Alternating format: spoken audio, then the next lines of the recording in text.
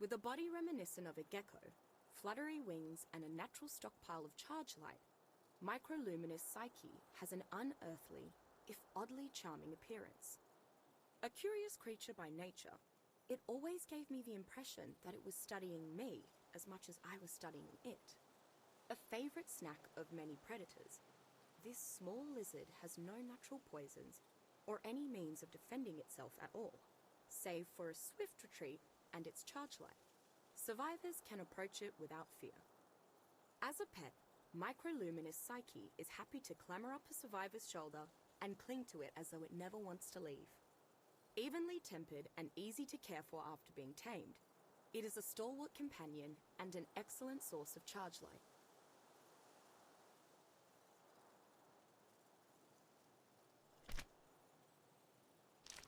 Xenomyzon luminosus is one of the most poisonous aquatic species I've ever encountered.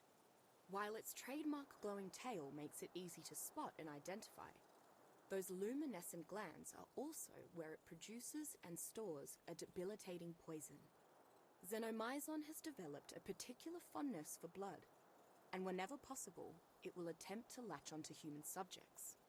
Once it does, it injects a poison for which there are only 2 cures, a specialized antidote or time.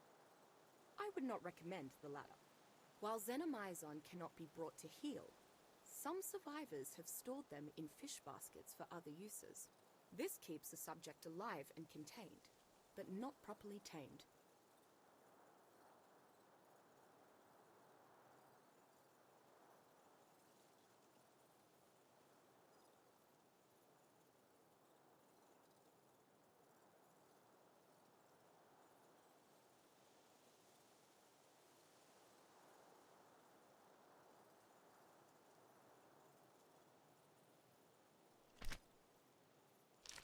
A floating beacon of light often found in the deepest pits of these caverns, microluminous Electrion's appearance can seem almost heavenly. Its colourful plumage doesn't hurt either. Even without the charged light it emits, it would give any modern bird on Earth a run for its money in terms of pure spectacle. Although its feathery eyebrows might give one the impression that it is related to owls, it is not a bird of prey. It is entirely docile, and shows no aggression towards survivors or other creatures. Microluminous Electrion's ability to fly and the ease with which it perches upon a survivor's shoulder has made it a favoured pet among many. Some consider it the most refined of its glowing brethren, but I think they just want to look like a pirate. Not that I blame them.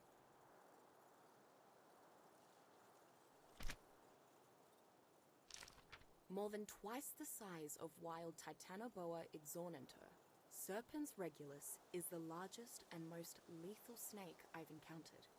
With a skull that's more draconic than serpentine, it possesses a powerful bite, made even deadlier by the potent venom dripping from its fangs.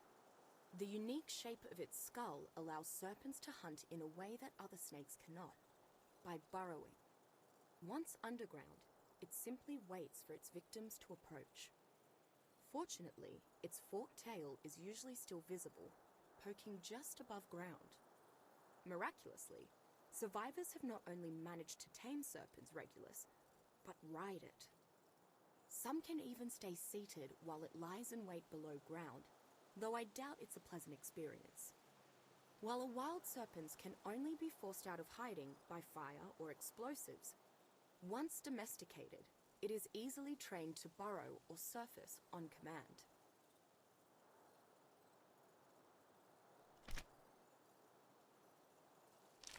The lightbug is believed to be a descendant of the Lampyridae insect family. Typically, an insect with its characteristics will flourish in areas with no known natural predators. However, I believe the lightbug population is moderated by the amount of creatures that vie for its charged light source. Despite being the source of a prized resource, many tribes believe the lightbug to be sacred and admire it for its illuminance and elegant patterns. Domesticating a lightbug would be a complete waste of time. It is not known to have any useful utility or function. I imagine you could save on fuel by using them to light a settlement.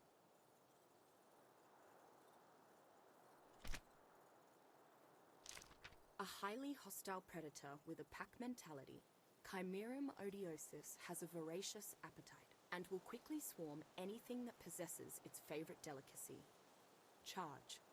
In fact, charge light seems to be crucial to its survival. When in its presence, they are strong and aggressive, but without it, they are weaker and quicker to flee. Though distinct from any known species, Chimerum's appearance is a hideous pastiche of bats and cephalopods, and as an unbiased professional, I have to say, I really hate these bloody things. Honestly. For better or worse, there is no known method of taming Chimerum odiosus. If one must confront these creatures, remember to do so away from any charged light sources, as an empowered Chimerum swarm can punch well above its weight class.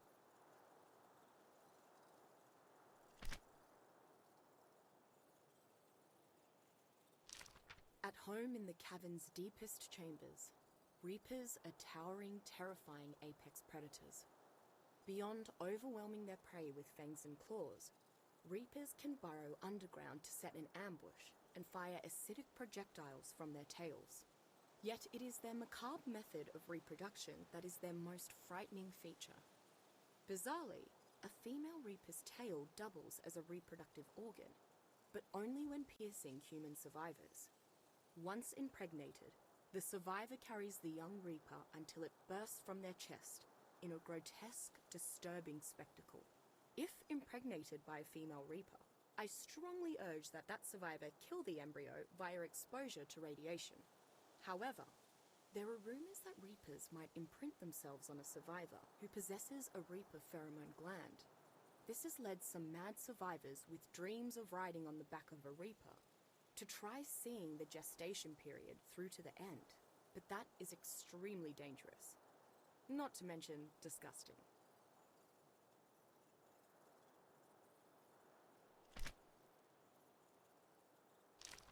Microluminous globulus is best described as a slobbering, roly-poly ball of affection. Just like its kin, it is completely harmless, despite its pronounced fangs. So if a survivor sees one running towards them, they should prepare to be licked, not bitten. Unfortunately, being so ugly that you're cute is not an effective means of self-defense, which lands it near the bottom of the food chain. Its charge light may intimidate some predators, but it attracts just as many. While microluminous globulus has skin reminiscent of lizards or amphibians, its behavior is incredibly similar to a common canine. This has made it a particularly popular choice as a companion and source of charge light. But remember, whatever shoulder you rest it on will be covered in drool within minutes.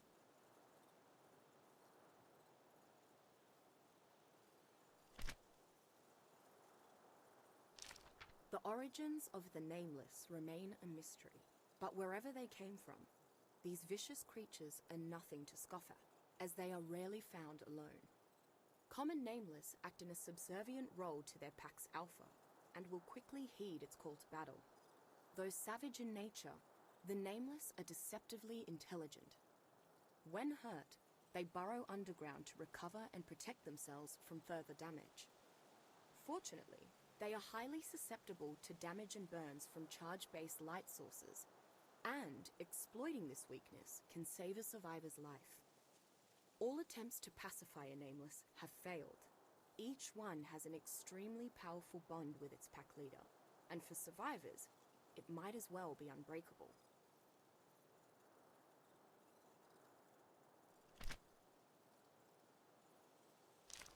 Draconis obscurum is a magnificent example of a predator that has flawlessly adapted to its environment.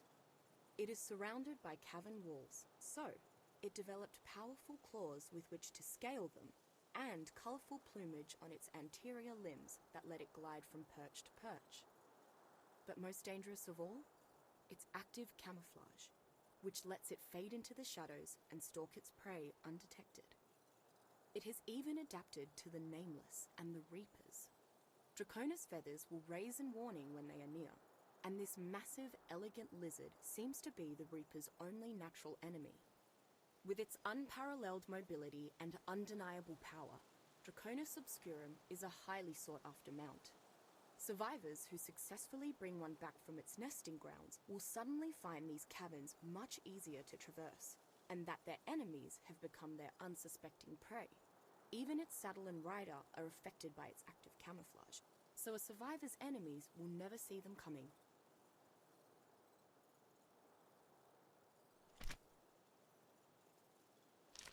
Most commonly found in the upper chambers of the caverns, Microluminis serenitas is at once elegant and adorable. As with its relatives, it is entirely peaceful and no threat to survivors.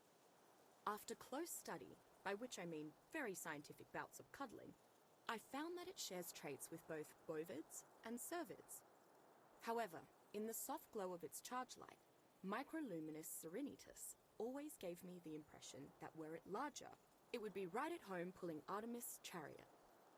An exceptionally well-mannered and huggable companion, Microluminis serenitas is an excellent choice of pet for any survivor. Whether it is providing a source of charge light from your shoulder or playfully bounding up beside you, its presence is sure to brighten up your day.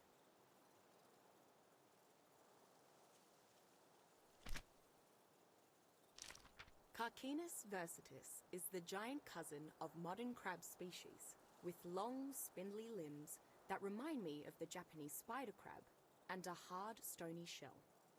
It is much more agile than its smaller brethren, but even more noticeable are its pincer claws.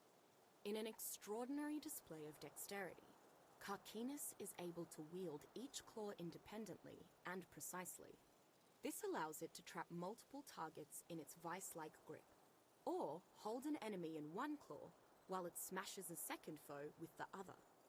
Many survivors have found Carcinus to be an excellent war steed, as it can snatch enemy riders from their mounts, or grab and throw smaller creatures. However, its ability to leap to great heights and its swiftness, relative to its size, also makes it useful in caravans.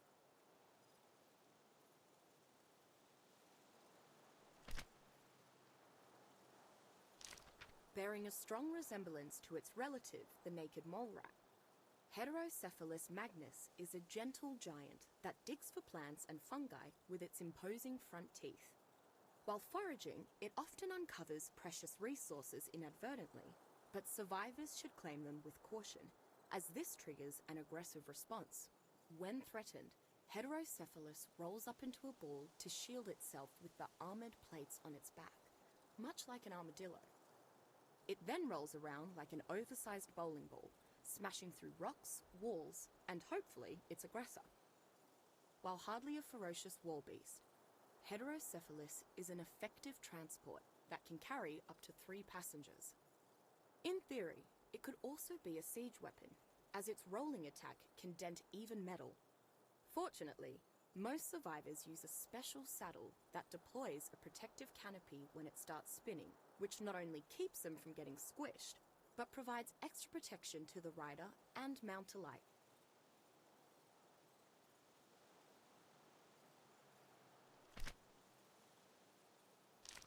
Anywhere else, Canis Bargus' powerful muscles, wicked claws, and fearsome countenance would put it near the top of the food chain. Yet in these caves, this common lupine predator resides somewhere in the middle. That said, it is an intelligent hunter with an exceptional ability to adapt. For example, it has learned to utilize the zip lines that survivors have built as a means of travel, all on its own. Remarkable. The strong legs of the Canis Bargus make it an effective mount for many survivors, particularly for long-distance travel. While other creatures outshine it when it comes to bursts of speed, its stamina and ability to climb across both natural vines and artificial zip lines makes it a highly versatile traveling companion.